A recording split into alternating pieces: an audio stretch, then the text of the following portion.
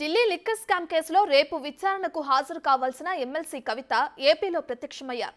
Doctor BR Ambedkar Konaseema జిల్లా P Gannavaram మండలం ముంగుండలో ముత్యాలమ్మ ఆలయ పునఃప్రతిష్ఠ కార్యక్రమంలో పాల్గొన్నారు. అమ్మవారికి ప్రత్యేక పూజలు నిర్వహించారు. అమ్మవారి దయతో తెలుగు రాష్ట్రాల ప్రజలు సుఖ సంతోషాలతో ఉండాలని కోరుకున్నట్లు తెలిపారు. ఢిల్లీ మద్యం కేసులో రేపు సిబిఐ విచారణకు హాజరు కావాల్సిన నేపథ్యంలో కవిత ఏపీ పర్యటన ప్రాధాన్యం సంతరించుకుంది. 400 సంవత్సరాల పైచిలకు చరిత్ర ఉన్నటువంటి ఆలయంలో అమ్మవారిని దర్శించుకోవడం అన్నటువంటిది పూర్వజన్మ సుకృతం అనుకుంటా ఉన్నాను. ఈ ముంగంట ప్రాంత చరిత్ర మనందరికీ తెలిసిందే. ఎన్నో సంవత్సరాలుగా బ్రిటిష్ వారి నుండి కూడా తలవంచకుండా మన ఆంధ్ర పౌరుషాన్ని తెలియజేసినటువంటి గ్రామం, అటువంటి ప్రాంతం.